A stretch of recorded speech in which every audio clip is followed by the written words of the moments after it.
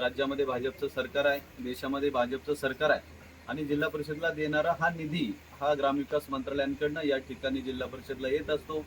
त्या ठिकाणी दादांचे मित्र आदरणीय जयभाऊ गोरे हे ग्रामविकास मंत्री असल्या कारणानं जरी आम्ही जिल्हा परिषदला या ठिकाणी विरोधात असलो तरी जिल्हा परिषदचा निधी निश्चित रूपाने सत्ताधाऱ्यांपेक्षा जास्त निधी आम्हाला निश्चित रूपाने येईल। आज आपल्या यवत या ठिकाणी श्री गणेश मित्रमंडळ मालभारे वस्ती या ठिकाणी पंचायत समितीचे नवनिर्वाचित सभापती आमचे मार्गदर्शक सहकारी मित्र सुखदेव भाऊ चोरमले तसेच जिल्हा परिषद सदस्य कुमार अविनाश भाऊ कुदळे यांनी आज श्री गणेश मित्रमंडळ मालभारे वस्ती या ठिकाणी भेट दिली।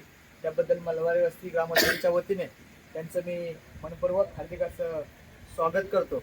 मंडळाच्या मालभारे वस्ती मित्रमंडळाच्या वतीने सभापती सुखदेव भाऊ यांचा सत्कार होतोय, त्या सत्काराचा त्यांनी स्वीकार करावा अशी मी त्यांना विनंती करतो। आणि तसेच जिल्हा परिषद सदस्य अविनाश भाऊ कुदळे यांचाही सन्मान या ठिकाणी होतोय, त्याचाही त्यांनी स्वीकार करावा अशी मी त्यांना विनंती करतो।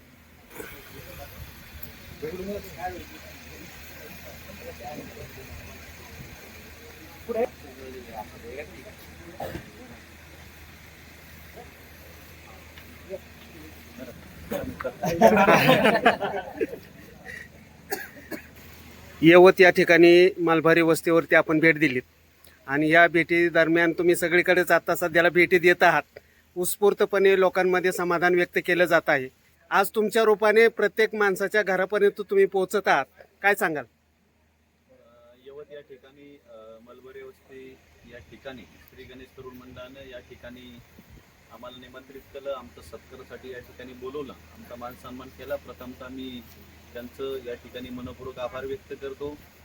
मी मागील 9 तारखेला तालुक्याचे लोकप्रिय आमदार आदरणीय राहुलदादा फुल साहेबांनी या ठिकाणी माझ्यासारख्या सर्वसामान्य कार्यकर्त्याला तालुक्याच्या सभापतीपदावर या ठिकाणी नेऊन ठेवलं।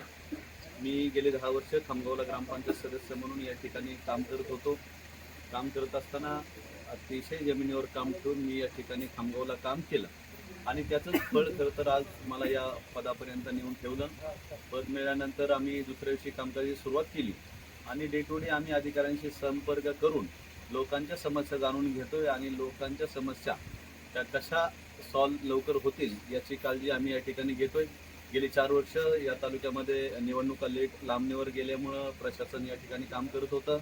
प्रशासन आणि लोकांमधला दुवा म्हणून या ठिकाणी आम्ही प्रतिनिधित्व या ठिकाणी त्या ठिकाणी गेलोत आणि लोकांच्या समस्या जाणून घेऊन इथून पुढच्या काळामध्ये तालुक्याचे लोकप्रिय आमदार आदरणीय दादांच्या नेतृत्वाखाली आणि मार्गदर्शनाखाली आम्ही अविनाश भाऊ या भागाचे अतिशय तरुण जिल्हा परिषद सदस्य आहे।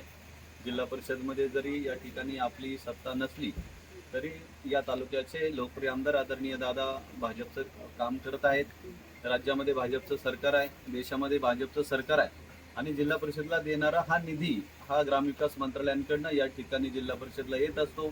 त्या ठिकाणी दादांचे मित्र आदरणीय जयभाऊ गोरे हे ग्रामविकास मंत्री असल्या कारणानं जरी आम्ही जिल्हा परिषदला या ठिकाणी विरोधात असलो तरी जिल्हा परिषदचा निधी निश्चित रूपाने सत्ताधाऱ्यांपेक्षा जास्त निधी आम्हाला निश्चित रूपाने येईल असा खरंतरी विश्वास आदरणीय दादांच्या माध्यमातून या ठिकाणी देतो। म्हणून आपल्या भागातील कोणतेही रस्ते या ठिकाणी दादांनी इथून मागच्या काळात ठेवलेले नाहीत आणि इथून पुढच्या काळातही दादा या ठिकाणी कोणतीच कामं ठेवणार नाहीत।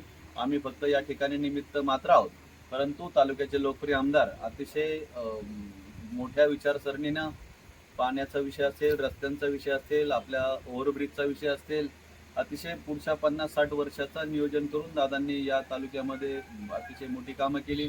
आपण जर आता बघितलं तर हडपसर पासून आज कासुर्डीपर्यंत मोठा फ्लायओव्हर या ठिकाणी 2-3 मजल्या दादांनी या ठिकाणी मंजूर केलाय।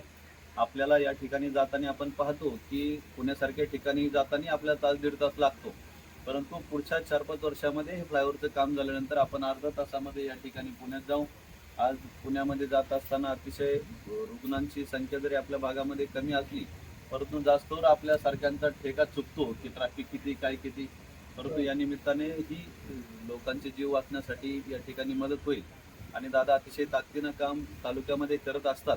म्हणून निवडणुकीच्या माध्यमातून आणि मताच्या माध्यमातून जनतेचे आशीर्वाद आणि जनतेचा दुवा हा दादांच्या पाठीमागे निश्चित रूपानं या ठिकाणी राहिलेला आहे। तुम्ही सर्वांनी बोलवलं, आमचा मान सन्मान केला, त्याबद्दल मी तुमचं या ठिकाणी मनपूर्वक आभार व्यक्त करतो आणि या ठिकाणी थांबतो. जय हिंद, जय महाराष्ट्र.